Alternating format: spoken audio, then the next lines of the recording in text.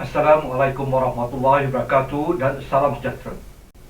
Semoga sahabat-sahabat terus sentiasa berada dalam keadaan selamat, sihat dan sejahtera, serta sentiasa dilindungi dan dirahmati walau di mana pun berada dan dalam apa juga pekerjaan yang dilakukan. Alhamdulillah, kesyukuran dipanjatkan kehadrat Ilahi kerana kita masih diberi kesempatan untuk menghirup nafas dan masih berada di dunia ini. Setiap daripada kita mempunyai angan-angan, cita-cita atau impian. Persoalannya, apakah kita berusaha bersungguh-sungguh untuk menjadikannya kenyataan? Atau usaha kita sekadar melepaskan batu di tangga? Kita juga mudah berputus asa apabila berhadapan dengan rintangan dan tidak mahu meneruskan usaha untuk mencapainya. Akhirnya kita menemui kegagalan.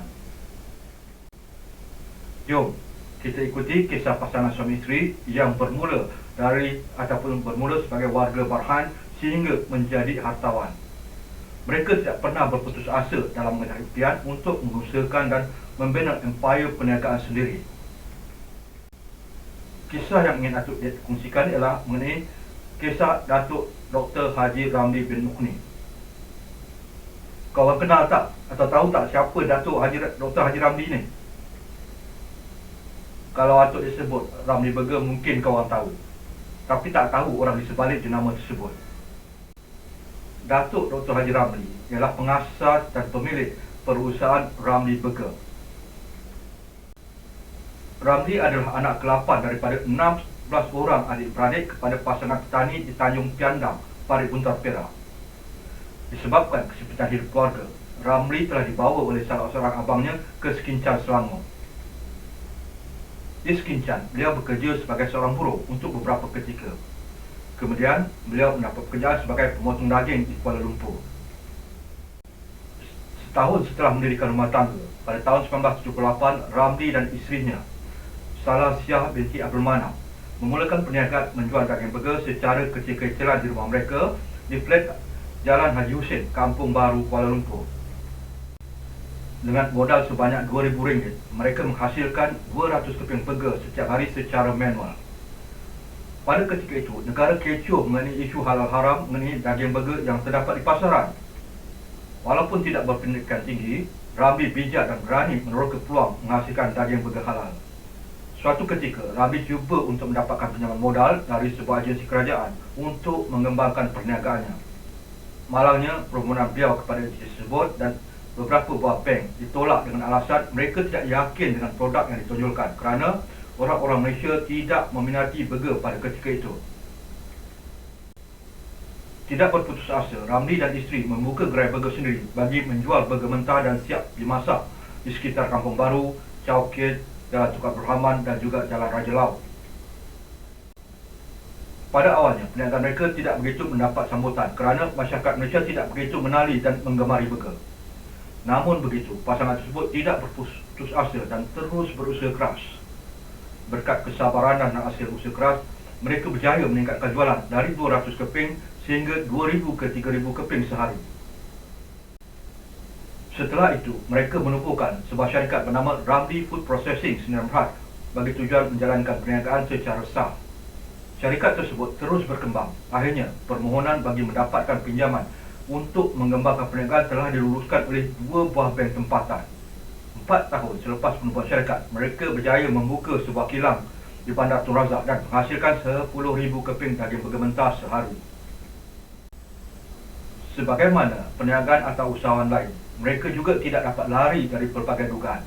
Antaranya fitnah yang mengatakan produk keluaran mereka tidak halal kerana mengandungi DNA babi. Ia menyebabkan mereka terpaksa membuat laporan polis mengenainya. Melalui surat terbuka yang dikeluarkan pada tahun 2011, Ramli menegaskan bahawa syarikat mereka dimiliki 100% oleh ahli keluarganya dan dikendalikan oleh 1,000 kaki tangan yang kesemuanya beragama Islam. Walaupun berhadapan dengan usaha untuk mensabotaj, perniagaan tersebut terus berkembang dengan pesat dan mereka menerima pelbagai anugerah. Yang mana akhirnya Ramli Food Processing Sdn Bhd telah berkembang menjadi Ramli Holdings. Antaranya, di bawah Ramli Holdings, selain Ramli Food Processing Sdn Bhd, terdapat juga Ramli Mukhni Marketing Sdn Bhd, Ramli Supermart Sdn Bhd dan Ramli Mukhni Bakery Sdn Bhd.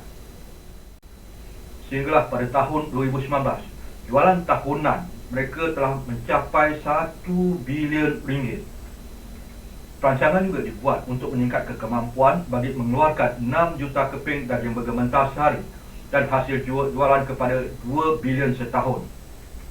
Untuk tujuan tersebut, perancangan diatur bagi menyiapkan kilang pemrosesan bernilai 1 bilion ringgit di atas tanah seluas 8 ekar di Taman Pendidikan Halal Hub Pulau Indah, Kelang, Selangor.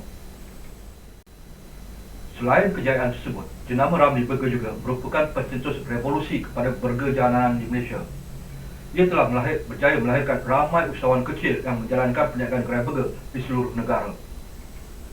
Atuk sendiri pernah mengusahakan gerai burger menggunakan produk Ramly Burger di hadapan rumah ibu bapa sekitar tahun 1980-an.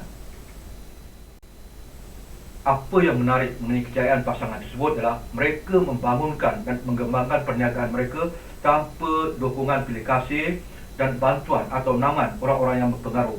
Mereka melakukannya sendiri. Semoga usaha Datuk Ramly dan Datin Salasia melalui Ramly Holdings dipermudahkan dan diberkati serta memperoleh kejayaan sebagaimana yang diharapkan. Akhir sekali, semoga perkongsian ini memberi inspirasi kepada kita, terutamanya anak-anak muda yang berminat untuk memulakan perniagaan. Jangan mudah mengaku kalah. Rintangan, halangan dan dugaan bukan suatu kesulitan atau kekangan untuk berjaya, tetapi ia mampu meningkatkan kematangan dan daya tahan. Sehingga berjumpa lagi, disudahi dengan wabillahi taufik wal hidayah. Wassalamualaikum warahmatullahi wabarakatuh dan salam sejahtera. Terima kasih.